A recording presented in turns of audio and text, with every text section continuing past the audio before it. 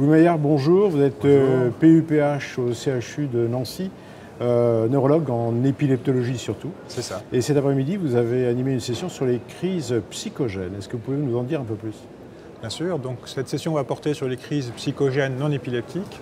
C'est un phénomène, c'est une pathologie qui est difficile à prendre en charge sur le plan diagnostique, et en particulier dans le diagnostic différentiel avec les crises d'épilepsie.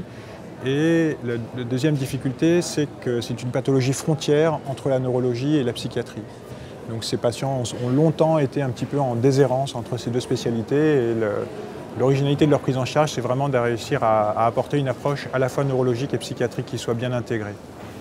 On parlait de crises somatomorphes. Est-ce qu'on peut les intégrer dans ce cadre-là ou bien est-ce qu'il faut les dissocier? Alors ce terme de crise somatomorphe, c'est le terme qui a longtemps été employé pour les décrire. Il rentrait dans le cadre des troubles somatomorphes, mais on préfère maintenant les décrire sous le cadre des crises psychogènes non épileptiques et les classer dans ce qu'on appelle les crises dissociatives ou les phénomènes dissociatifs, un terme qui est beaucoup plus proche du mécanisme physiopathologique incriminé actuellement. Et quelles sont les modalités d'expression les plus fréquentes? Alors, leur modalité d'expression est extrêmement variable, extrêmement riche, exactement comme dans les crises d'épilepsie. Ça peut se manifester par des phénomènes végétatifs, émotionnels, cognitifs, moteurs, somatosensitifs.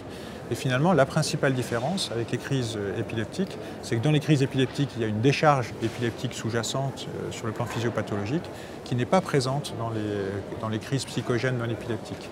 Et les derniers travaux qui ont été menés, en particulier à l'équipe de Nancy, montrent que dans ces crises psychogènes, on arrive également à identifier des clusters, des conjonctions de symptômes et à faire un diagnostic positif et à relier ces formes cliniques de crise psychogène avec des désordres, des dysfonctionnements cérébraux, en particulier dans les régions pariétales et pariétales droites. La fréquence de ces manifestations dans une population épileptique? Alors ces manifestations, on les rencontre chez des patients épileptiques, mais elles peuvent être également isolées sans aucune manifestation épileptique. Leur incidence est évaluée aujourd'hui à 5 pour 100 000 et par an, c'est-à-dire autant que la sclérose en plaques.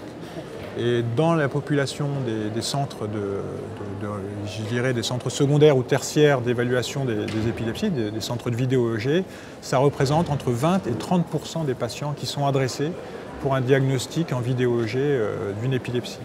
Et donc c'est des patients qui vivent souvent assez longtemps avec un faux diagnostic d'épilepsie. Et quelle prise en charge vous leur proposez?